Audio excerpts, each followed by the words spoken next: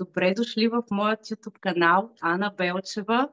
За тези от вас, които за пръв път попадат на мен, аз съм Ани, пътешественик, фризьор, собственик на малък бизнес, фризьорски бизнес в Англия. И днес няма да ви говоря за пътешествия, а ще си говорим с моята бизнес менторка, човекът, благодарение на който съм постигнала всичко това, което имам в момента. Омагьосах си кемпера, с който пътешествам в момента, и човекът, който вдъхновява не само мен, а и стотици хиляди хора по света, хора будни, които искат да създават нещо, да остават следа след себе си и да променят света.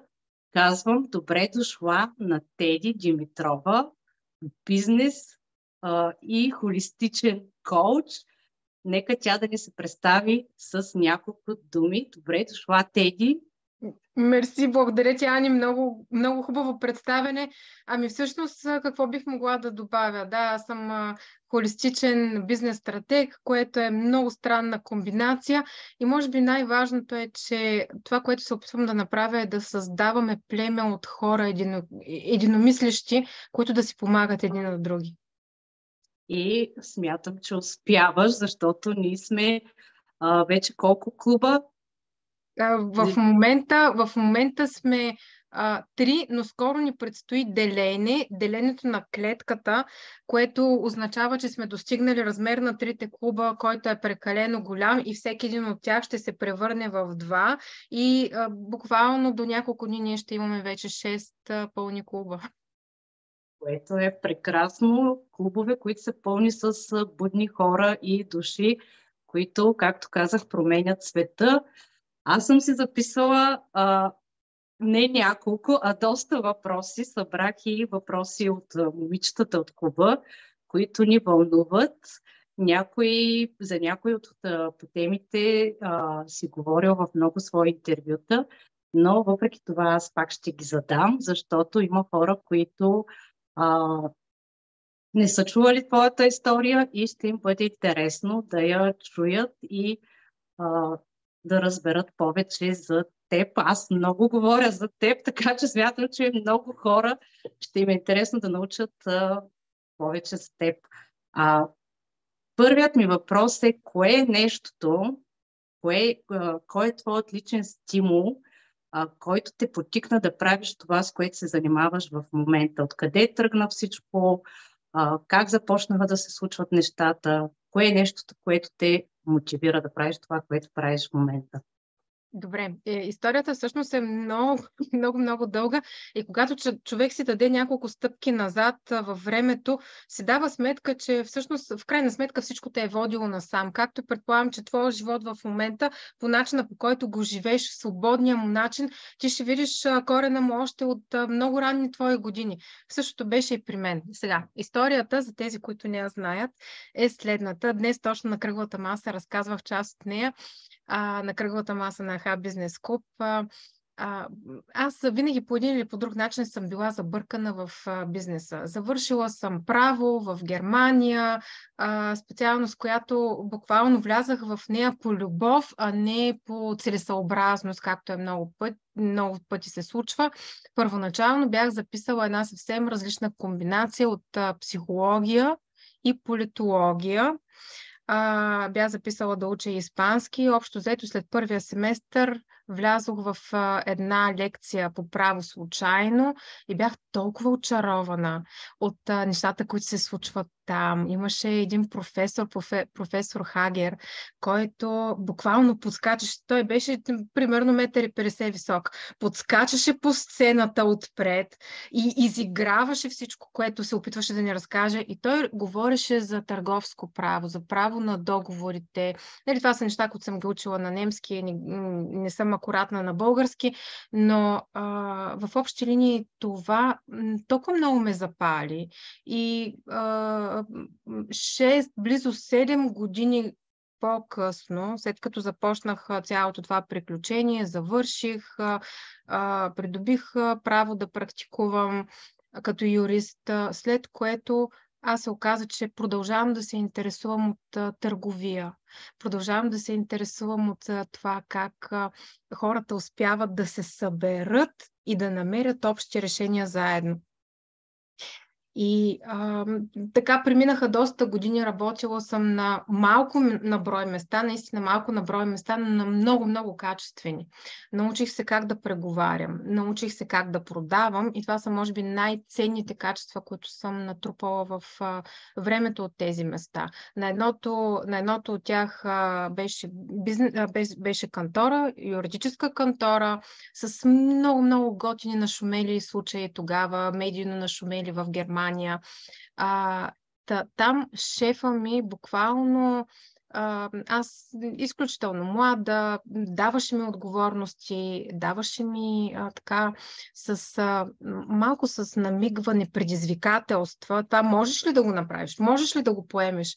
И аз винаги бях на принципа, как? Да, естествено. Той видял потенциал в теб и искал да изкара колкото се може повече. Той беше точно такъв изключително умен, съобразителен, хитър човек, който умееше да вижда потенциали и беше наистина много добър в преговорите.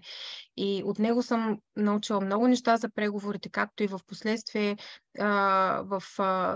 когато работех в търговска фирма, там пък изключително с акцент върху продажбите и първите ми сблъсъци с маркетинга бяха също в тази фирма. Понеже историята е дълга, накратко, в определен момент аз имах много силно желание това, което го правя, да го правя в сфера, която аз обичам. И много исках да създам първоначално едно заведение, където да се събираме будни души. И да имаме различни мероприятия, разни талантливи хора да започнат да представят там себе си, примерно художниците да закачат картините на стените си, а пък да речем певците да правим заедно вечери, в които те да се представят. Изобщо това беше много хубава такава ценна за мен идея, която по стечение на обстоятелствата тогава не осъществих. Но в последствие вече бях дошла в Англия, аз живея в Англия, бях дошла междувременно в Англия и реших, че спирам да работя за други хора. Искам да работя за себе си. Имаше и ситуация, която беше свързана с личния ми живот, с децата и просто реших, че това е най-добрият момент да започна да правя нещо самостоятелно. В момента, в който напуснах работа, буквално на карамба, съгласувано домашно естествено, и реших да правя онлайн галерия, като продължение на идеята ми за местенцето за будни души, където да събираме хората. Реших, че това е първото логично нещо, което бих могла да направя, онлайн галерия, в която да показвам талантливи хора, които се занимават с занаяти. Буквално на следващия ден, може би не бяха минали пълни 2 дни, откакто аз се позиционирах в къщи с лаптопа и телефона, и това беше моя офис, ми се обади моя клиентка, всъщност човек, с който преди това бяхме работили в много така обозрим проект заедно, и ми каза: "Те ли ти търсиш ли си работа?" И аз си казах: "Не, моля ти се, току-що се освободих от това нещо, никаква работа не си търся." И тя ми каза: "Не, ти не ме разбра. Аз знам, че ти имаш опит в продажбите, знам, че имаш опит в маркетинга. Можеш ли да поемеш за мене някаква част от тази дейност за моята фирма?" И в момента, в който тя ми го предложи, аз го усетих. Буквално беше човек, когато се слуша интуицията, но тогава не бях особено тренирана в това, но съм имала проблясъци в живота си на знание. Аз знам. Това беше момента, в който тя ми каза: "Искаш ли да работим над този проект заедно?" И аз усетих, че аз ще правя това. и че това ще бъде моето нещо и ми беше изключително лесно да затворя страницата с онлайн галерията, да си кажа намерих го. И приключих разговора, излязох от стаята, отидох при мъжа ми и му казах, ти знаеш, че аз всъщност няма да правя това, ще правя онова. И той каза, добре. И така започна всичко. Хора, прекъсвам интервюто с Теди, за да ви кажа нещо много важно. Аз изкарах програмата Да бъдеш велик магиосник, която ме научи какво е то манифестиране, каква е науката зад манифестирането и най-важното, научи ме как да манифестирам напълно съзнато. Защото, мили хора, абсолютно заблуда е, че ние не създаваме реалността си. Тя първо идва отвътре и след това я материализираме навън. И ако ти искаш да бъдеш велик магиосник и да живееш живота на своите мечти, а не просто да се носиш по течението и да си жертва на обстоятелствата, горещо ти препоръчвам програмата Да бъдеш велик магиосник. Оставям долу линк в коментар. Да, това е следващият ми въпрос. Какви трудности срещаше по пътя си и дали имаше подкрепата на своето семейство, на съпруга си? Общо взето, получаваше ли подкрепа по пътя си, защото аз лично за себе съм чула от много хора, ами да, твоят мъж те подкрепя и за това така и така, но аз мога да кажа, че тази подкрепа съм си я извоювала. При теб как се случват нещата? Подкрепят ли те твоите близки или ти си извоюваш тази подкрепа и държиш на нещата, които искаш да правиш, защото според мен това е много важно за една жена и за всеки човек, разбира се. И за всеки човек, да.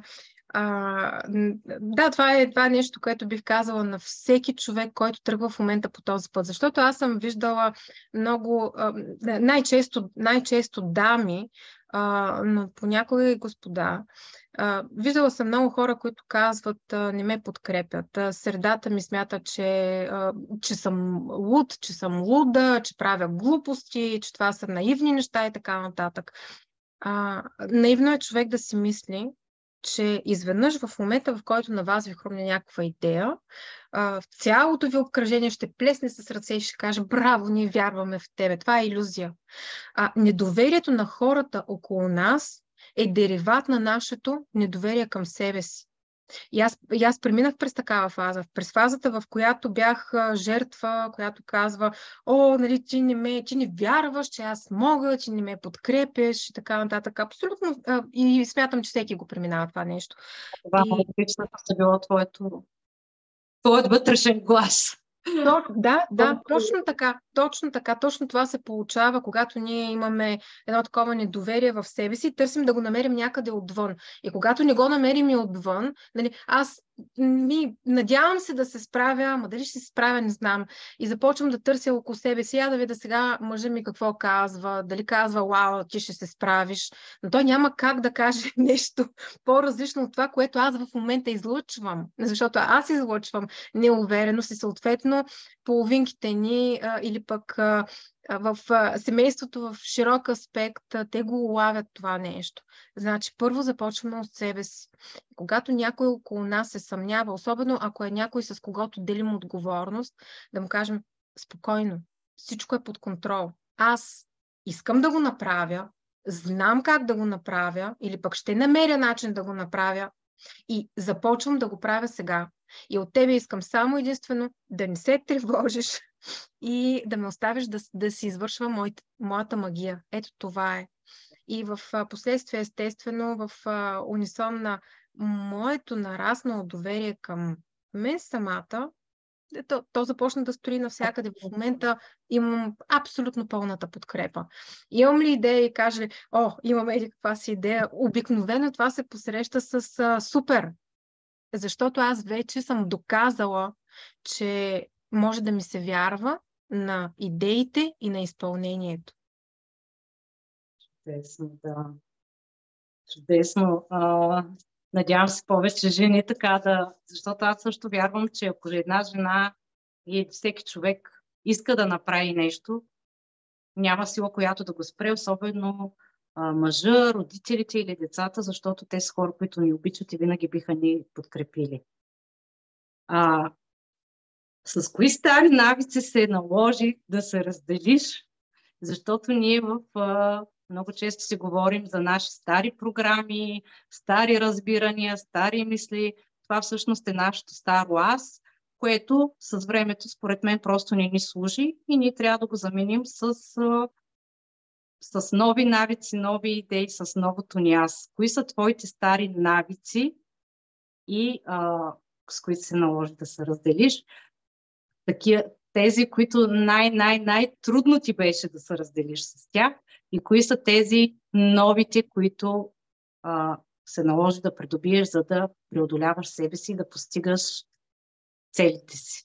Най-трудно, като каза, и аз веднага се сетих за нещо, което не ми беше първата асоциация. Значи, първата ми асоциация с промяната беше наистина, това е огромна промяна за всеки един човек в момента, в който разбере, че не е жертва.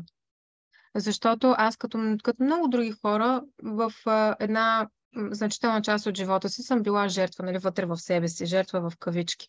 Някой не ми даде, някой не ми предостави, някой не ме разбра, някой ми няма доверие и така нататък. И това нещо се ползва във всякакви ситуации в ежедневието и се тръгва по парзалката. Ох, горката това, горката онова.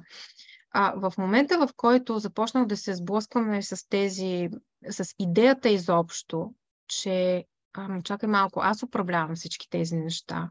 Всичко, което ми се случва, всъщност аз съм го излучила и не съм жертва на нищо и на никого, създала съм неща, които в момента сготвила съм манджа, която не ми е вкусна. И когато искам да ям друга манджа, трябва да си сготвя друга манджа. Това беше, може би, номер 1 повратна точка за мен. И много пъти, когато ние се браним срещу някакво осъзнаване, сами си създаваме допълнителни ситуации, в които да продължаваме да дъвчем едно и също нещо, докато не вземем да преминем нататък. Но, може би, най-трудното нещо, което преодолях във времето, беше, аз имах един стереотип, че мога да печеля пари за хората, но не мога да печеля пари за себе си. Което означава следното. Отивам, работя с клиент. Клиента ми процъфтява. Но моят финансов резултат е малък. И започнах, в определен момент го осъзнах. Осъзнах, че всъщност имам този етикет. И започнах да работя над него. Нали, това, което винаги казвам, хора, не си работете над проблемите. Аз започнах да правя точно това. Започнах да го дъвча. Първоначално се свързах с специалист, който беше специалист по бърза хипноза, за да може да направим буквално едно пренаписване на програмата. С това пренаписване на програмата, което е абсолютно обяснимо, първото нещо, което се случи, е, че всичко тръгна абсолютно наобратно. Тръгнах да лекувам програмата, аз не мога да печеля пари за себе си и изведнъж в рамките на много кратък период, буквално в рамките на дни до седмици, загубих един куп неща. Оборота ми падна до минусови температури. Загубих клиенти. Счупи ми се телефона. Счупи ми се колата. Всъщност не ми се счупи телефона. Счупи ми се компютъра. И останах без нищо. Така. И изведнъж си казах, какво лекувам аз? Какво става тук при положение, че... Обиди твоя хипнотизатор. Точно така. Защото ни хората обикновено имаме навика да обвиняваме нашите лечители за това, което се случва. Да, не, аз тогава не ми дойде това като идея, просто ми стана ясно, че аз съм си включила някакви много сериозни спънки по този път. В момента си говорим за биология на промяната и знаем как става това, но тогава аз не го знаех.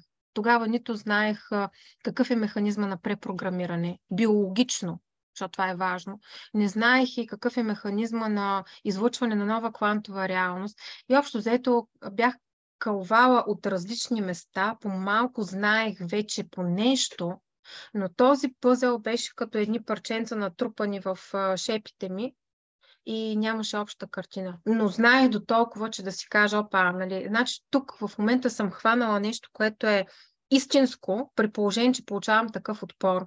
И тогавашната ми асоциация беше, аз от много дълги години, буквално от 20 годишна се лекувам с хомеопатия, в последствие и децата. И тогава си направих една такава връзка в ума си. Добре, когато вземеш бомбонката хомеопатичната, обикновено имаш лечебна криза. Обикновено, ако тази бомбонка действа, ти имаш засилване на симптомите. Ето, аз направих това, все едно лапнах виртуално бомбонката и в момента имам засилване на симптомите. И това нещо, в крайна сметка, през поредица от много интересни, абсолютно истински случаи, които аз си създадах, Ани, ти знаеш, защото и ти си създаваш такива ситуации, в които да ти се наложи да поемеш по определен път. Аз си създадох ситуация, в която не само, че трябваше да започна да печеля истински пари, не само, че започнах да го правя, но им се наложи да го правя в диапазон, който не вярвах на този етап, че можех. И това беше голямото изпитание, което оттам нататък просто никога повече не е било тема. Мога ли, не мога ли? Мога ли толкова или мога толкова или мога толкова? Никога повече не е било тема, но този процес и при мен отне този процес специално, може би, около година. Вярвам, че всичко това ти си го предизвикала и то се дава, но може би тогава не си го осъзнавала до такава степен, до която го осъзнаваш сега и го предаваш всъщност на всички нас, защото реално ние всички манифестираме нон-стоп, но много малко хора, включително и аз, манифестираме осъзнато или до този момент поне сме манифестирали осъзнато. Така че вярвам, че ти си предизвикала тези неща, за които да се случи промяната. Няма как да иначе. Няма кой друг да ми ги предизвика в живота, освен аз самата. Включително и съм си предизвикала човека, който да ми помогне. Включително и съм си предизвикала да намеря хората, които ще... Да, точно така. Абсолютно пълно излъчване на цялата ни реалност. Това е истината. И това е нещото, което ние в момента го знаем чрез науките. Не тези науки, които казват не дей да поставяш под въпрос науката. Не тези, нали? Тези са псевдонауки. Науката, която търси истината.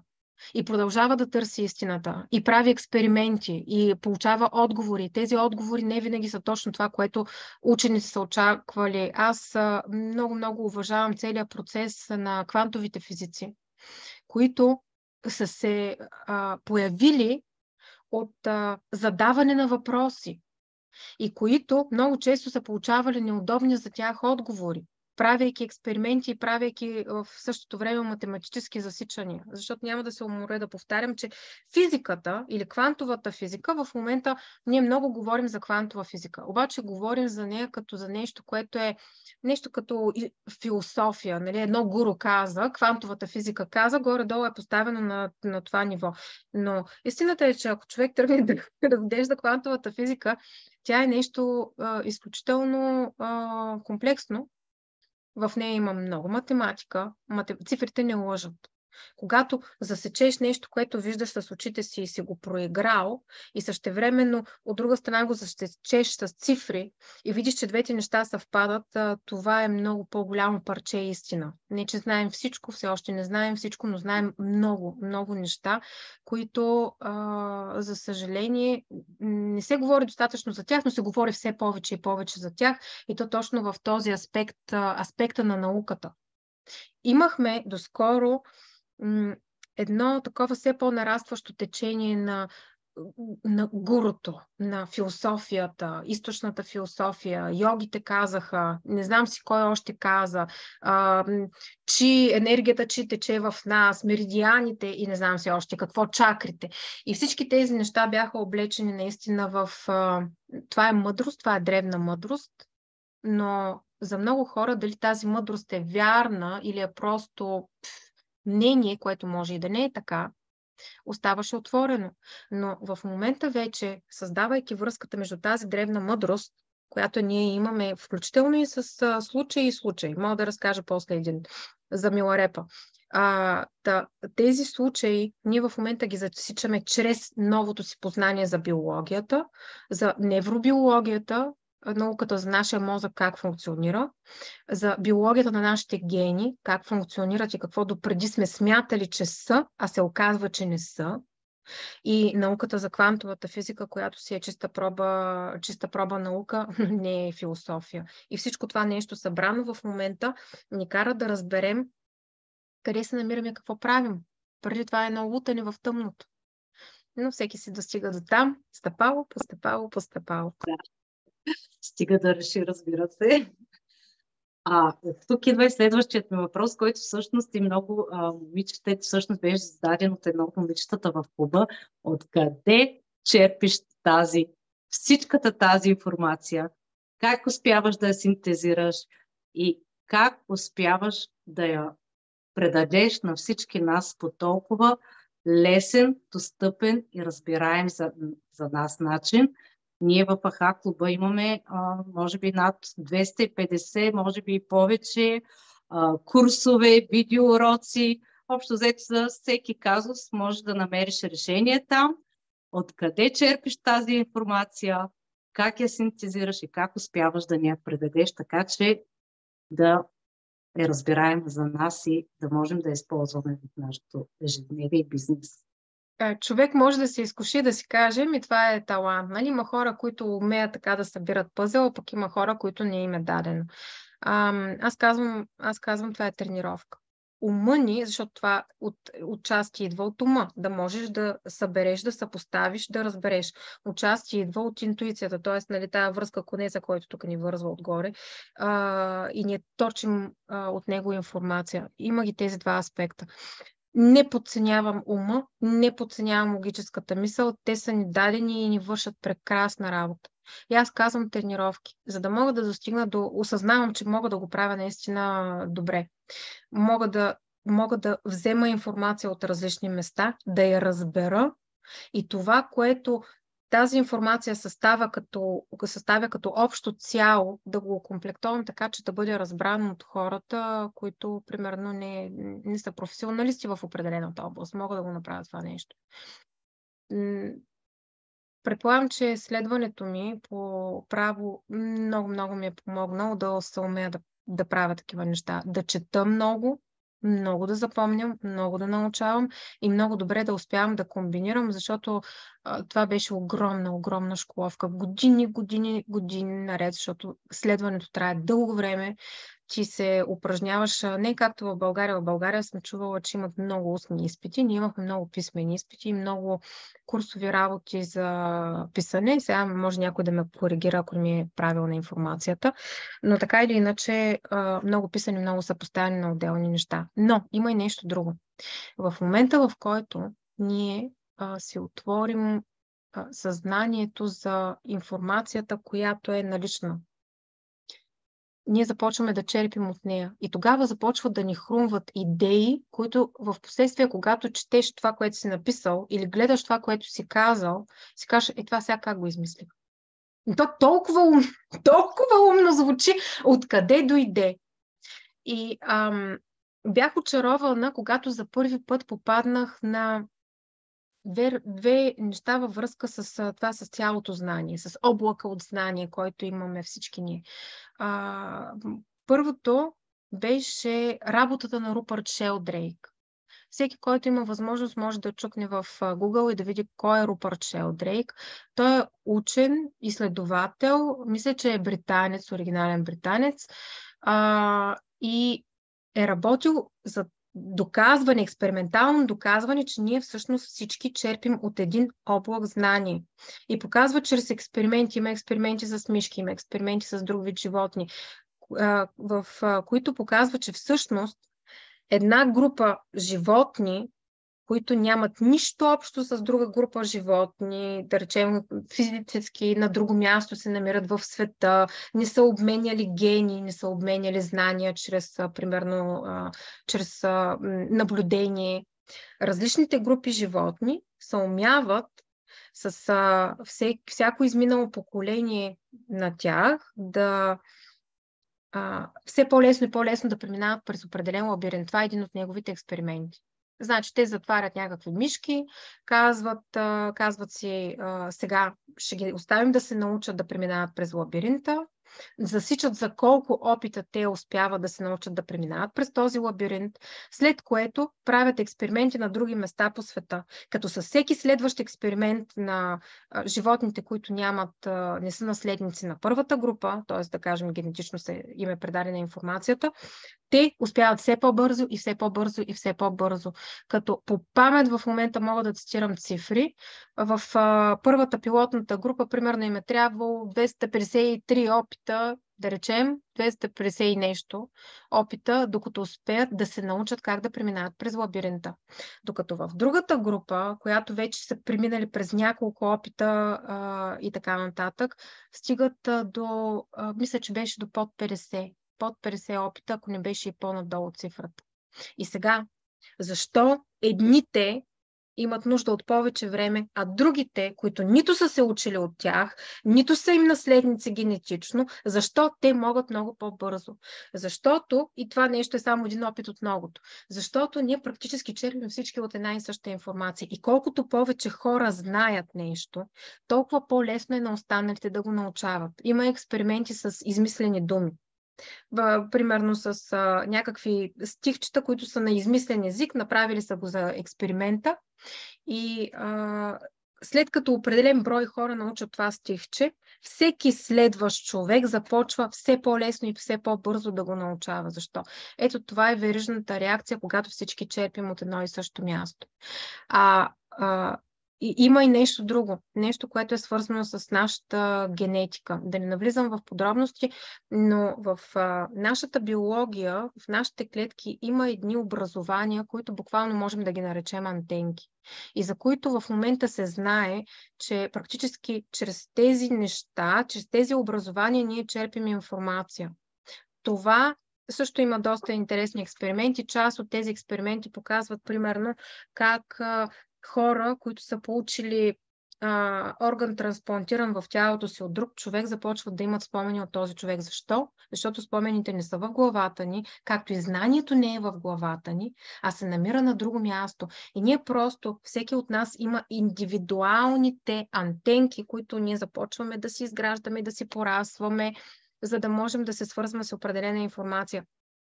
И това са два аспекта на едно и също нещо. От една страна тренировката, а от друга страна да си достатъчно освободен, за да можеш да черпиш от това общо знание, което вече е там, то вече съществува и вече го има. Просто някой трябва да го преведе на човешки език. А смяташ ли, че на всеки отделен човек са му дадени различни антенки, различни знания, които да развива и да помага на човечеството? Или смяташ, че ние сами избираме какви знания да черпим? Ани, това е сигурно въпрос, който можем да направим цяло предаване за него. Сега, първо, интересно е да се вземе под внимание как въобще идваме тук, как си избираме аватара, което е много дълбока тема. Защото човек, който възприема нашия свят за обективен, той вероятно на него има много далеч да си представи, че всъщност този свят не е обективен и че всъщност всичко това, което в момента е около мене, аз съм го създала и всеки един от нас го създава буквално като една виртуална игра. Както си играете на компютъра и си избирате, примерно аз искам да играя тази игра в момента и от всички аватари в играта сега ще си избера този синия, и този синия обаче има такива и такива суперсили. Най-вероятно от това, което знаем, се случва нещо такова, преди да решим в кой аватар да влезем. Което е просто една игра на нашето съзнание, но това не сме ние. Нали, това не съм аз, това не си ти. Това е моят аватар в момента, на който аз съм решила да си играя. Така че, влизайки в този аватар, ние имаме някаква изходна точка на генетика и на начално програмиране. Кой ги е избрал? Ние сме ги избрали, защото сме решили, че ще играем на тази игра. Но тази начална генетика и начално програмиране до 7-8 годишна възраст децата функционират в мозъчна вълна, която всъщност е мозъчната вълна на хипнозата. И те са като един компютър, на който все още няма инсталирани програми. Всичко, което видят, всичко, което чуят и някои неща, които генетично са приели в това си аватарче, те влизат директно там като програми. Значи вече имаме софтуер честито. Оттам нататък обаче, ако моят софтуер в момента ми казва, ами ти всъщност си много мълчалива, защото моят софтуер точно това ми казваше. Моят софтуер ми казваше, че си много срамежлива, ти си много мълчалива. Моят софтуер преди известно време не поддържаше тази програма на този ми живот в момента. Значи тази версия не беше поддържана, но оттам нататък ние имаме възможност да си изберем всичко, абсолютно всичко. Пътя на този избор, начина на осъществяването му вече е една друга приказка, но ние можем да си изберем и ако ти в момента искаш да станеш най-добрия продавач на света и просто в момента, в който седнеш да говориш с някой, да сключваш сделки за стотици хиляди пари, а защо не и за милиони, можеш да пренапишеш програмата и да станеш точно това. Можеш включително да станеш и без да имаш нужда от фризьор, да станеш къдрава или да станеш руса. Много, много неща са в квантовата физика и в това течение от науката, което казва, че Вселената всъщност е холограма и че ние всъщност сме холограми. Холограма означава, че всяко парче съдържа цялото. Точно в тази наука се говори за това, че ние имаме навика, ние всички имаме навика да виждаме света по определен начин. И само благодарение на този навик света е такъв какъвто е. Тоест, това, че ти примерно вероятно няма да си смениш цвета на косата, това се дължи на факта, че ти смяташ, че не е възможно, или пък, че ако утре ти се случи нещо, няма да ти поникне нова ръка. Това се дължи до голяма степен на факта, че ти не смяташ, че е възможно и всички ние около теб, т.е. в облака, също сме свикнали, че това не е възможно. Не, че е невъзможно, но в момента няма достатъчно голям брой хора, които да го улеснят за всички останали да тръгне един вежден процес, като бутнато домино. Аз вярвам, че за да придобием нова версия, за мен средата е много важна или както ние казваме в клуба, да се преместим от едно балонче в друго, е много важно да се заобиколим с хора, които вече правят това нещо, което ние всъщност се стремим и искаме да го направим. Аз лично мога да кажа, че имах една версия, когато живеех преди 10 години в България и съвсем друга версия на себе си, когато се преместих да живея в Англия. Аз също бях супер срамежлив и скромен човек. Не можех да си представя, че мога да излезна пред камера, да говоря, но бях вдъхновена и знаех, че има един друг свят, който аз исках да отида, да видя, да опозная и да променя себе си. И в този ред на мисли, кои са хората, които лично те вдъхновяват, мотивират? Имаш ли си собствени ментори, от които така да те дърпат, да те побутват, както ти правиш за всички нас? Хора, от които да черпиш информация? Във времето съм имала хора, от които черпя идеи. Продължавам да намирам нови хора, които в момента знаят нещо, което аз не знам. В различните ми фази това са различни хора, но това, което ние имаме в клуба, аз не съм го виждала на никое друго място. Това е истината. Имало и моменти, в които съм си казала, защото в АХ Бизнес Клуб аз съм човека, който създава ситуацията, създава обстановката, създава отношенията. Имало е моменти, в които съм си казвала, искам един АХ Клуб и за мене, в който аз да се отпусна, да не ми се налага да създавам нещо, ами просто да го използвам за себе си. Да го използвам за моя си растеж. Но истината е, че до сега не съм намирала такова място. Да можеш да направиш нещо голямо, аз винаги казвам големи неща, големи промени, голям бизнес не може да се направи от сам човек. Сам човек е до определено ниво. Ние имаме навика да си мислим, че можем да се справим сами, да измислим нещата сами, което е абсолютно пилеене на ресурс. Хора просто няма такова пилеене на ресурс. Имаш целия свят около себе си. И от този свят да подбереш умовете, да се умееш, нали, да ги събереш около себе си и да им кажеш, ей, хора, в момента имам този план, тази цел, или пък изпаднах в тази дупка, какво да направя, как да изляза от там. И това е супер, супер, супер ценно, да може някой да дойде на теб, да ти каже, но и ти да имаш психиката, да си представиш, че в момента аз може да съм умна, може да съм гениална, може да имам стотици книги, да чета.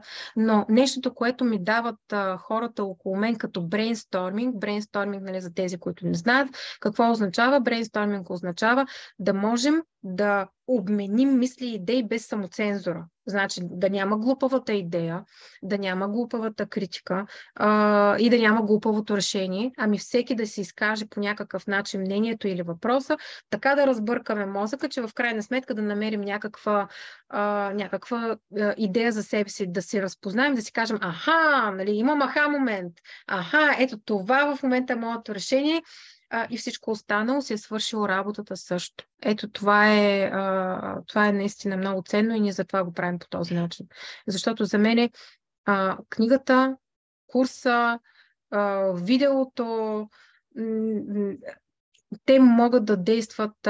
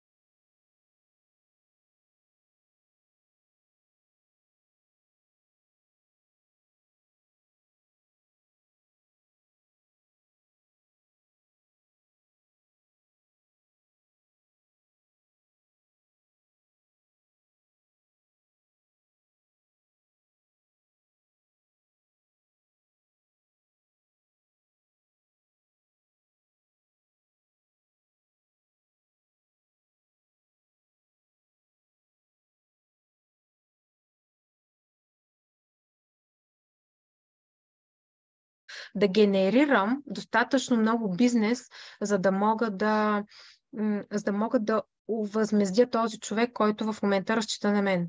Темата е наистина много дълбока, защото има и следната ситуация. Има хора, които започват да работят по този начин и в определен момент казват на човека или на хората, които са ангажирани: извинявай много, в момента работата намаля и ще трябва примерно да идваш за по-малко часове или пък да ти плащам по-малко или пък за известно време да не работим заедно. Което ние като бизнес хора нямаме право да го причиняваме на екипа си. Когато аз реша да раста, аз поемам отговорност за тези хора. Аз поемам отговорност да имам за тях.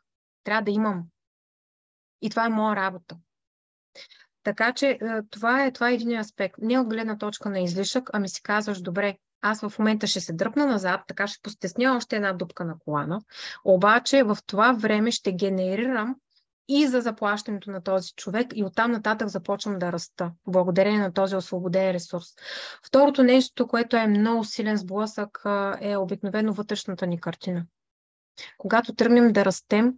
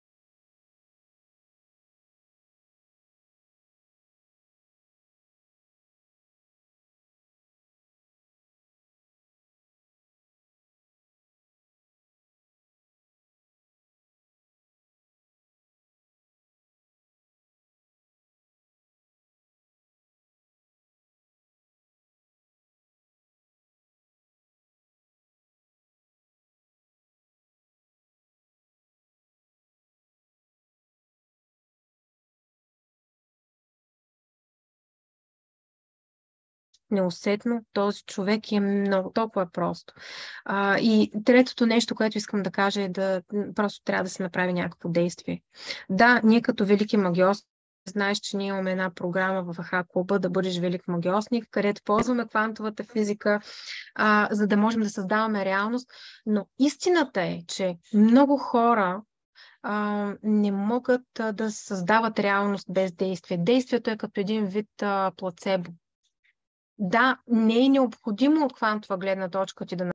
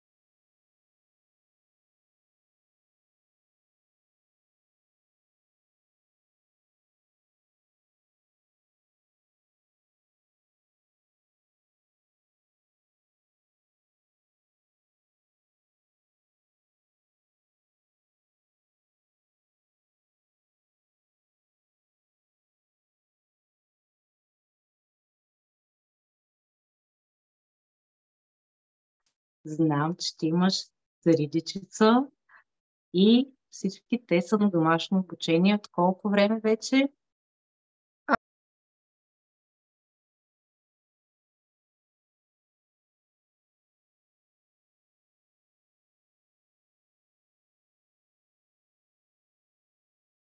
В момента вече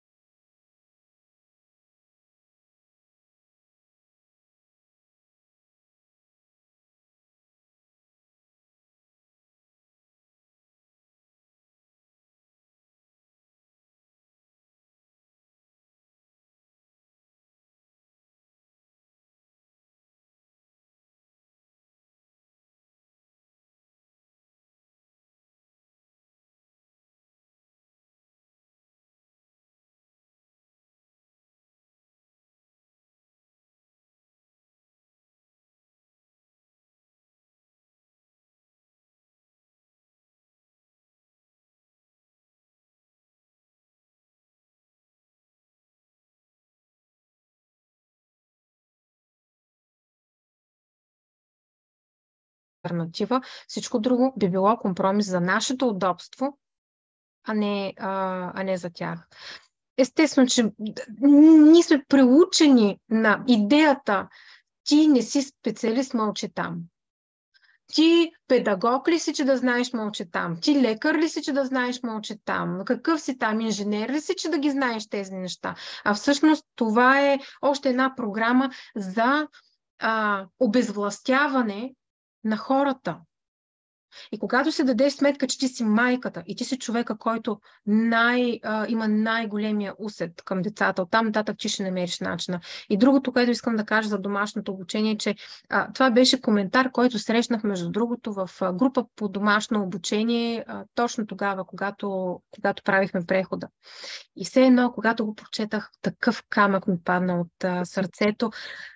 Коментара гласеше следното: не трябва да мислите, че трябва всъщност да направите абсолютен дериват на това, което се прави в училище, да го направите в къщи, да направите едно копие на училището, само че в мини вариант. Не е това идеята. Идеята на домашното обучение е да спазваш, да научиш децата си на това, което ти смяташ, че е важно да научат. За да стигнеш до тази идея изобщо, трябва да си повярваш, че знаеш какво правиш. Да. Аз наскоро срещах, понеже аз членувам в такива групи, и срещнах един коментар, който беше моя така стимул и си го припомня много често. Децата ви ще учат и ще вземат най-различни курсове цял живот, ще се обогатяват, но менталните увреждания, които могат да получат и които наблюдаваме в днешно време да се случват специално в училищата в Англия, те цял живот няма да бъдат излекувани. Така че смятам, че това е бъдещето, защото аз наистина лично наблюдавам колко много хора в Англия оттеглят децата си от училище, какво реално се случва там, защото може би не във всички училища все още е до такава степен, но до такава степен показано, в която се показва в училището, в което е моят син. Смяташ ли, че образователната система ще бъде такава, каквато е в момента, или ще бъде изцяло разпадната се време, защото аз силно вярвам, че образованието няма да съществува в тази си форма много скоро? Аз мисля, че достатъчно скоро ние ще създадем различен вид общество, в което няма да има някой, който е отгоре и някой, който е отдолу, и ще има общо казано групи от хора, микрообщества от хора, които са със сходни разбирания. Естествено, че няма всички да имаме едно и също разбиране за образованието или за който и да е друг аспект от нашия живот.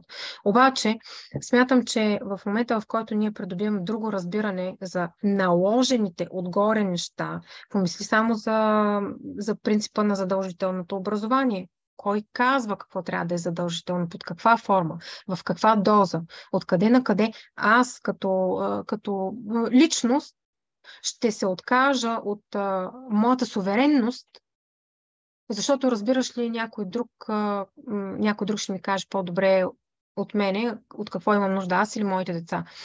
Това е едно на ръка. Естествено, че всеки един от нас може да избере някой, който да послуша, някой, който да бъде неговия авторитет. Но това е избор. И цялата тази промяна започва точно оттам. От това да разберем, че първо ние не сме жертва, а ние сме субекти, а не обекти. Ние избираме, ние построяваме живота си. И оттам нататък следва всичко останало и в образованието, и в начина ни на работа, и в начина ни на осигуряване, и в всеки друг аспект.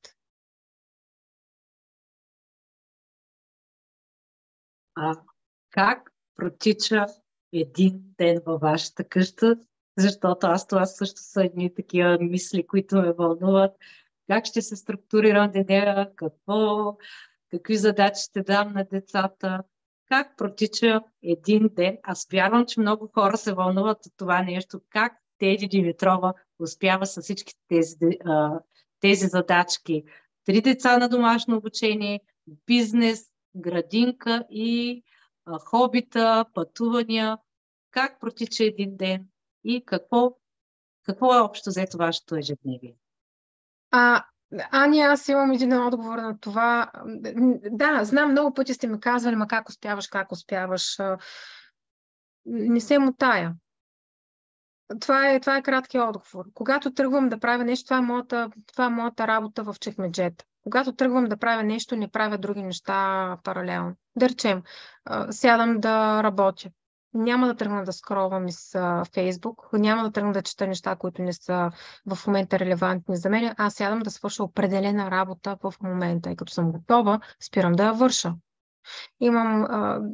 Имам ясен план за деня. Ти знаеш, че ние в АХА клуба имаме един материал, който е свързан с работа от календар. Това е, може би, първата патеричка, която можем да си вземем по пътя. Тази работа от календар, в нея отразяваме включително и нещата, които са свързани с семейството, с личното ни време, за да можем и чисто цветово да си представим как ни изглежда деня в момента де-факто, защото по принцип може да имаме усещането, че много работим, но де-факто да се окаже, че като видим цвета, аз тук на фризьор, там на гримьор, там на маникюр, пък тук малко дали да оправя, не знам си какво, да сгъна едни дрехи, да пусна една пералня и се оказва, че целият ден е заминал. Така че това е първото нещо. Имам си фокус във всеки един момент. Невероятно много време човек може да спечели, когато не го губи в скролване, когато не го губи в гледане на неща, които в момента след това се питаш, това сега за колко гледах. И защо? Това са примерно едни 5 минути от живота ми, които никога няма да се върнат и нямат никакво отношение към мен. И другото нещо, което човек може да се запита е да си каже, добре, в момента аз какво правя? Живея или гледам как някой друг живее? Визирам филми, телевизия и всякакви други воайорски програми, които човек може да си причини в ежедневието си. Как иначе изглежда при нас един ден и общо взето зависи от това кой какви ангажименти има. Имам си точни ангажименти, които са с час и си ги представяме, че те са като едни острови в едно море.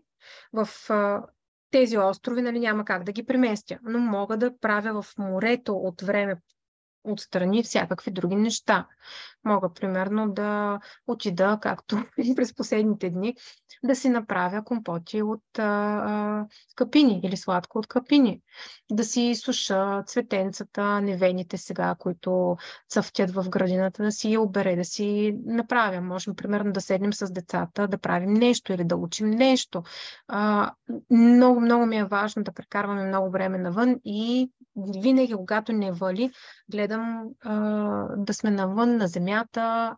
Аз много обичам да стоя боса на земята. Това е заземяване. Също има отношение към химията пък в нашето тяло, да стоим боси на земята и да разреждаме. В общи линии по този начин се организирам. Правя нещата в момента, в който съм решила или в който ми се правят и приоритизирам стоенето навън, приоритизирам важните за мен неща по момента. Съответно, имаш и график, който се следваш като фризьорския график, така да кажем. Да. Какво ще правя и се го следвам без да се помотвам. Така, да, освен... Това са островите често правя грешката така да скролвам и осъзнавам, че точно тези 5 минути, освен че си ги изгубил като време, те ти мозъкът изключват. ти витае напред-назад и ти реално се разконцентрираш и забравяш за какво си влезнал, какво ще правиш в онлайн пространството. Да. Така че И честно казано, това не са 5 минути. Ние си мислим, че са 5 минути, но де-факто това в деня ни са часове време. Буквално. Да. Тоест, трябва си така дисциплина, режим и Аз обаче не го, но не го свързвам с дисциплина, наистина го свързвам с фокус и с желание, защото когато тръгне човек да си губи времето, истината е, че след това сам не се чувства добре. В крайна сметка, аз съм избрала, това не е като работа да седиш от 9 до 5, да излежаваш присъдата. Това е нещо, което аз искам да правя. В моментите, в които, примерно, имам свободно време, аз ще избера да правя точно това, точно тази работа, защото за мен тя е моето забавление. И това е начин на живот, към който според мен всеки трябва да се стреми, да си го осъществи. Другото нещо, което ние си представяме, че живота ни е разделен на това сега е работата, това сега е почивката. При мен отново не е така. Аз мога да пътувам, същевременно да работя, примерно сутринта, да си направя каквото имам да направя или да напиша, или да се обадя, след това да излезем, да отидем някъде, да направим нещо, след това да се приберем. И смятам, че това е много ценно и за децата, защото те по този начин се научават на един друг начин на живот. Точно живота, който са имали хората едно време, с земята, с занаята. Няма такова нещо като сега разпускам, не ме закачайте. Защото идеята за разпускане... Времето, в което се шляем да сме малко така, особено в началото, когато променяме нашето ежедневие от една реалност към друга, може би си има нужда от така малко дисциплинирано, като влезнеш в новото ежедневие, в новите неща, които трябва да... Това са стереотипи на мислене. В момента, в който ти смяташ, че толкова много си изпушил, че трябва да правиш какво, нали, трябва да си почиваш, това е ново мислене, което е наложено отвън. Важно е да се разбере, че това не идва отвътре, това идва отвън. Това важно мислене, което е наложено отвън, не е наше. Едно време хората как са си почивали? Сяда с ръкоделието, нали, започва да си приказват и нещо да плете, нещо да шие, нещо да прави. Едно време е имало приказка, нали, да не стоиш без работа, за да не те хване дявола. Значи това е било тогава доброто, това е бил добрият стереотип. А в момента имаме наложен друг стереотип, който както е наложен, така може и да си отиде. Защото реално ние нямаме нужда да седим, нали, какво правиш, почивам си. Как си почиваш? Блеща се в един екран и наблюдавам как други хора живеят. И се товаря всъщност психически, защото толкова много информация минава през мозъка ни, че в крайна сметка сме по-изморени и изнервени, отколкото отпочинали. Така, имам още въпроси. Надявам се да имаш все още сили. Трудно ли е да мотивираш останалите хора?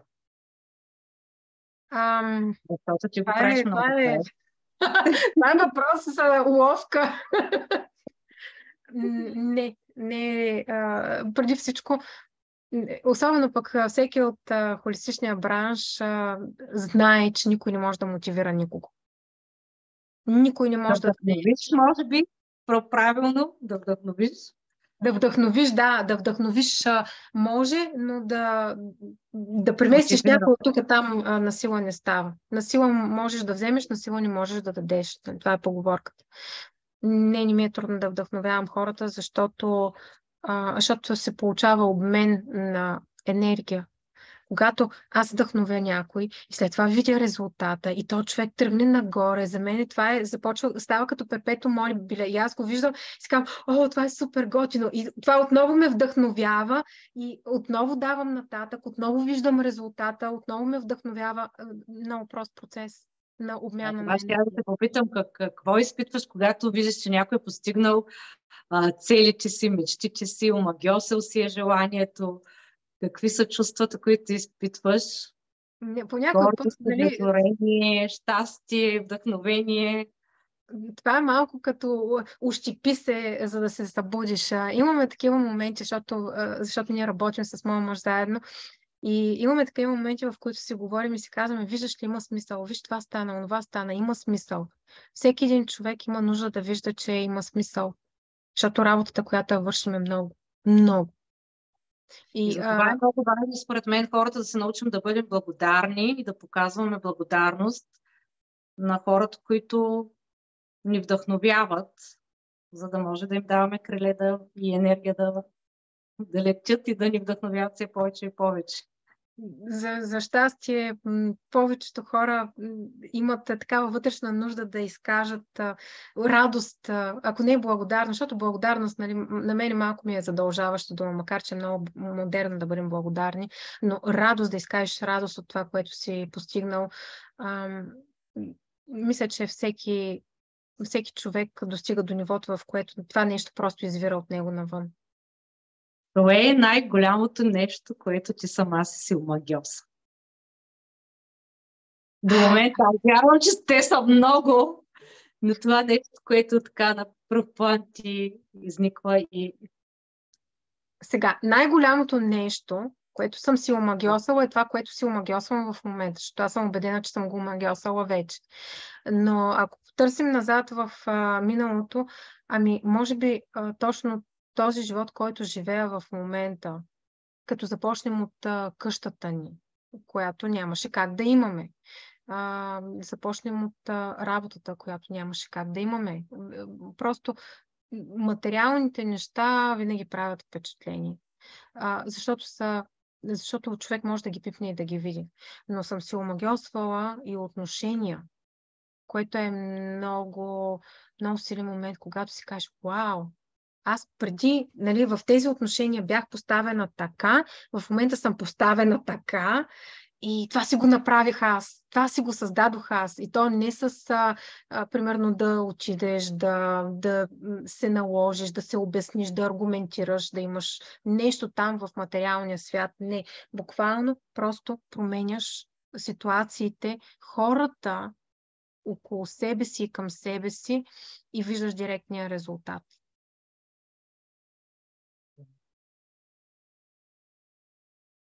За какво мечтаете? Всъщност не знае за какво мечтаем, но имаме ли вече фермата, за която Теди мечтае? На път ли е да се сбъдне? Ти току-що каза, но така издай малко повече от кухнята. В момента се пече. Фермата се пече. За всички, които не знаят за какво става въпрос, нашата следваща така голяма цел е да имаме собствена ферма. С повече земя, въобще това върви в комплекс с един различен начин на живот. И все още не съм я видяла, но съм абсолютно убедена, че почти дошла. Също вярвам, аз съм я виждала между другото. Много пъти, когато пътувах из Девън, толкова много ферми, викам, Теди, това е на Теди фермата, тази. Да. Харесала съм си в момента конкретна ферма и мисля в тази посока. Готино място, точно по начина, по който съм си го виждала, в момента го видях и наяве и вървим в определена посока. Чакам наистина да стъпим там на място, за да направя първото си видео оттам и да разкажа целият път от до на манифестиране на ферма. Защото за всички в момента просто казвам, че това е нещо, което е в калибъра няма как да стане. Но естествено, че има как да стане, защото материалният свят не е обективен и в крайна сметка ние си променяме филма. Да. Това го потвърждавам от личния си опит с кемпер, защото аз идея си нямах, че ще пътувам на кемпер, но реално в момента точно това правим и пак казвам, благодарение на програмата Да бъдеш велик магиосник, която ти създаде и помощта на всички хора в клуба и най-вече на моето желание да пътувам, да пътешествам. Така че да, понякога нещата не ги виждаме точно кога и как и по какъв начин ще се случат, но те се случват, когато виждаме крайния резултат. При теб стана точно така и то в рамките на няколко месеца от началото на тази година ти осъществи огромна промяна. Нещо, което все едно твоето съзнание е бременно с някаква идея и в началото на годината тази идея се роди и започна да расте и започна да прохожда и в момента вече е факт. Да, което е, да, и аз понякога си казвам, вау, аз живея в живота, който някога съм си го представила, визуализирала, гледала, че други хора го правят, но не съм допускала, може би, не знам, не съм. Било е неосъзнато манифестиране, но ето вече е факт и е много готино чувството да видиш така, че можеш и че да бъдеш така благодарен към себе си. Много е готино. Да си прегледам въпросчетата, да не пропусна някое. Как разпуска Теди? Ти вече спомена, мисля. Сядам отвън на хамака, това е моето нещо. Излизам на двора, събувам се, стъпвам на тревата, сядам на хамака и в зависимост, ако някой има желание да ми прави компания, седим и си говорим, ако няма никой около мене, чета, винаги имам някаква книга за четене или пък сядам да си правя плана за деня отвън. Това е най-хубавото нещо ми е да изляза навън. Супер. А кога спиш? Питат момичетата в клуба. Спиш ли и кога спиш? Те смятат, че аз наистина прекарвам много часове на ден в труд и мъки, но хора наистина не е така. Спа си съвсем нормално. Вечерно време, даже остава ми време свободно, лягам си тогава, когато искам, ставам си сутрин нормално, даже не толкова рано, откакто смениха времето. Ставам вече в 7 часа, не в 6, защото не исках да си променя режима заради смяната на времето. И просто си останах по старото време. Имам си време и за четене, и за гледане, и за деца, и за какво ли още не. Наистина имам време. Но времето е. Ако нямате време, направете си време. Което правиш, освен всичко останало, пишеш и книга. Да, виж сега, тук вече ме хвана наистина натясно, защото за книгата понякога не ми остава достатъчно време. Книгата е нещо... Книгата е нещо, което тенденциозно поставям по-назад в приоритетите. И наистина нещо трябва да отиде назад в приоритетите. Точно вчера си говорихме отново за довършването на книгата и тогава казах, нали, просто трябва да предам някоя от дейностите ми нататък, за да мога да седна спокойно и да имам тази регулярност и тази рутина, за да довърша, но да, върви, но просто не с толкова бързо темпо, което пак е въпрос на избор. Подчертавам, никой не е в капан на собствените си избори, ние си правим изборите и в момента, в който нещо ти е важно, ти на тестето с карти ще го сложиш най-отгоре. В момента, в който друго нещо ти е важно, примерно сега, в момента, най-голямо внимание ми поглъща новия ни проект "Алтернативен пазар за будни души". Това е нещо, което супер много ме вълнува, супер много искам да го направя, искам да го направим бързо, искам да го пораснем много. Алтернативният пазар за мен е спасение за много хора в холистичната сфера, в сферата, в която живеем съвсем различен живот. Всеки един човек, който, да речем, в момента иска да живее чисто, иска чиста храна, иска чиста козметика, иска чисти решения, иска холистични решения, иска старите занаяти, а не новите изкуствени неща, които в тях няма нищо истинско. Всеки човек, който иска тези неща да има къде да бръкне и да извади. Защото на нас ни е много трудно в момента, примерно, да намерим правилния човек за нещо. Има хора, които казват, да, аз искам да живея по друг начин, обаче около мене няма хора, които да ми предоставят това или това или това. Ето този проект в момента, където събираме всички предложители на алтернативен начин на живот и го правим като едно огромно място, каталог за такива хора, и това нещо в момента ми поглъща енергията и вдъхновението и времето, но това е защото аз съм го сложила отпред и изключително много се вълнувам и смятам, че е много важно и трябва да се направи голямо и магично и крупно и да бъде готово сега. То вече в момента е факт, вече сме го изкарали на бял свят. Аз съм сигурна, че ще успееш и с нетърпение го очакваме всички. Откъде черпиш цялата тази енергия? Аз питам, всички хора се вълнуват откъде черпиш цялата тази енергия и вдъхновение. Как всъщност успяваш да държиш енергията си и вибрацията си на високо ниво, защото това е нещо, което не всеки успява. Аз, примерно, децата, ако се размрънкат за 1 час и вече им чуш, че съм така, може би това е пак въпрос на личен избор.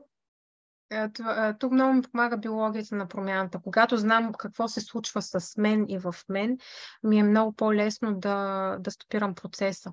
И всеки има такива моменти, в които е малко по-долу, в които примерно си ядосан, в които примерно си разочарован от нещо. Но тогава момента е да се отделиш от програмата и да видиш какво се случва. И когато го видиш, наистина да скочиш в новата реалност, да скочиш в другата реалност, тази, която ти искаш в момента. Буквално, аз предлагам на всички следното упражнение. В момента, в който някой се намира в ситуация, която не е неговата, да си каже стоп, да спре да гледа натам и да започне да гледа към ситуацията, която иска да преживее. И първоначално може да не се получи веднага, защото ума е, както казва една друга колежка в нашия клуб, ума е най-големия мошенник. И той винаги ще излъже по асоциация и пари обратно в проблема. Много е интересно. Аз също съм се хващала в такива моменти, в които наистина имам желанието да се преместя ментално и си мисля, че съм се преместила и изведнъж си казвам, нали, как успях през 3 мисли да се сурна обратно в това, от което искам да изляза. Ето това е осъзнаване и стоп, и обръщане. Стоп, обръщане на хипотезата. Стоп, обръщане на хипотезата. И това всъщност е нещата, които аз лично за себе си мога да кажа, че най-много научавам от теб да заменям тези програми и да всъщност личностното развитие, което така получавам в клуба и от теб през всичките тези години. Бизнес съветите може да не съм спазила точно това и това, направи така и така, но тези програмки, това личностно развитие, което ни даваш, то всъщност за мен лично специално е най-ценното, защото, както ти самата каза, никъде не сме ги учили в училище, никой не ни ги е научил и ние сами трябва да търсим хората и алтернативи, които да си ги набавяме тези знания, ако искаме да живеем живота, за който си мечтаем. Ето за това казвам, че е супер важно човек да работи в отбор, а не сам. Сам човек е за никъде. Обаче, когато си в отбор, ние много често не се усещаме. Не дори. Особено хората, които казват за себе си, аз съм осъзнат човек, аз също съм осъзнат човек. Обаче има моменти, в които трябва да разчита на някой друг да ме види отстрани, защото когато ти си вътре в програмата, ти не се виждаш и не се усещаш. И съм имала разговори, в които буквално по време на разговора говорим за определени принципи, говорим за скачане от реалност в реалност, обаче човек не се усеща. И аз казвам, стоп, чуваш ли в момента какво правиш? Това са наистина моменти, които някой отвънка трябва да те хване, защото не върви да се самоизтеглиш за косата, просто не работят така нещата. Ние трябва да се научим да разчитаме едни на други. Трябва да се научим да разчитаме едни на други. Като малко детенце, което има нужда така някой да го поведе и да го насочва, но това, разбира се, идва и от нашето лично желание, защото ако ние нямаме желание, не като малки деца, а като силни хора, като крале и кралици. Ето това е. Когато ние сме в клуба, всеки един от нас да се почувства като крал, да се почувства като кралица, като хора, които са силни, но знаят, че краля, примерно, когато има ситуация, той няма да тръгне сам да си я решава. Това не е кралско. Краля ще извика везирите си. Ще извика съветниците си и ще им каже: сега съветници, пълна стая с съветници. Имам тази ситуация, ти съветник, какво казваш? А ти съветник какво казваш? А ти какво ще ми предложиш? Добре, всички заедно какво решение искате да ми предложите? Добре, аз избирам еди какво си. Ето това е кралското и човек не трябва да се чувства малък, защото използва външен ресурс. Затова винаги контролен въпрос.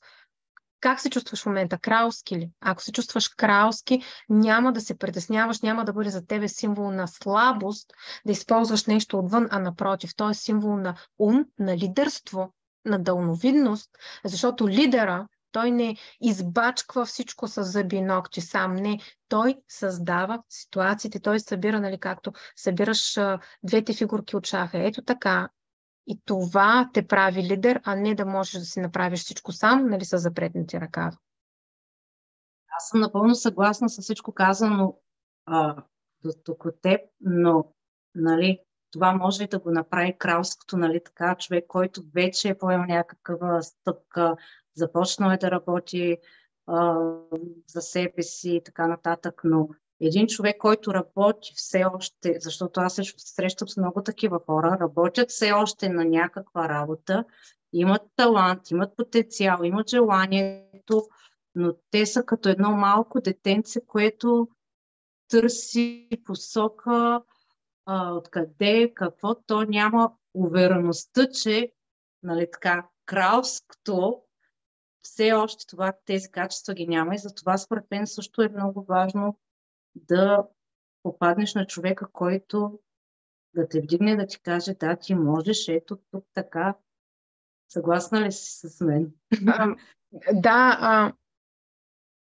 Да, напълно съм съгласна с тебе. Човек има нужда от някъде да получи нишка, нали, някой да му подаде въжето, с което да се изтегли. Когато тръгваш да правиш нещо и още първо, примерно, не знаеш какво е, усещаш, че трябва да направиш нещо, но не знаеш какво точно, ето това е момента, в който да разчиташ отново на външни ресурси. И де-факто то не е по-различно от това, което аз казах, нали, кралското. Чувствай се кралски. Когато тръгнеш да правиш нещо по-различно, не ти пречи да се чувстваш кралски. Нищо, че все още нямаш бизнеса, нищо, че все още нямаш съответната дейност. Пак се чувствай кралски и събери везирите и ги попитай според вас в момента към кой път да поема. Вие какво ще ме посъветвате? Значи ти казваш това, ти казваш това. Аз пък обаче имам еди кой си контраргумент. Това е същото. И то не прави разлика дали в момента си с бизнес или без бизнес, дали си с такъв бизнес или с такъв бизнес, прави разлика какъв човек си ти, как се усещаш, дали имаш невидима корона на главата си, дали имаш невидима броня, която те прави силен, дали си застанал на един хълм като силен човек или си се свил ето по този начин. Човек може да се свие в безпомощност и като човек на работа, и като човек в бизнес, всичко идва отвътре. Даже в бизнеса са много по-големи така препятствията и спънките, които трябва да преодоляваме. Имах следващ въпрос, който беше какво ще кажеш на всеки начинаещ, който се чуди дали да започне да работи за себе си, какви съвети би му давал. Но аз смятам, че с този отговор ти каза всичко, което нали, за един начинаещ да се почувства като цар, царица, че може, че всеки има дарба и че по-хубаво това нещо да работиш за себе си, да твориш, да създаваш. Аз казвам на всеки начинаеш директно да идва при нас в АХА Бизнес Клуб, за да си намери правилното място с правилните хора, ако понася темите за създаване на реалност, защото те са неразделна част от нашата работа. И последен въпрос, къде се виждат Еди и семейството си след 10-20 години? Знам, че бъдещето е илюзия, но все пак нали, ние си мечтаем, визуализираме, представяме нашето бъдеще. Какви са твоите... Къде се представяш след 10-20 години? Как си представяш? Човек си казва, нали, че трябва да имаш цели, трябва да имаш планове, трябва да имаш дългосрочни планове, иначе какво правиш. Обаче, когато чуя 10 години или 20 години, аз не знам какъв човек ще бъда след 5 години. А когато съм човека, който съм който ще бъда след 5 години, аз ще имам различна визия за моето бъдеще. Затова нещото, за което мисля, е следващата ми логическа цел, която е такава каквато е. В момента, в който я постигна, аз отново ще бъда друг човек и отново никога не ми свършват идеите за нови цели. Ще имам нови цели, но след 20 години не знам какво ще реши моята версия, която е след 1, след 2, след 5. Със сигурност ще имаш ферма. Със сигурност това е краткосрочна, това е сравнително краткосрочна цел. Тя не е цел за след 10 години.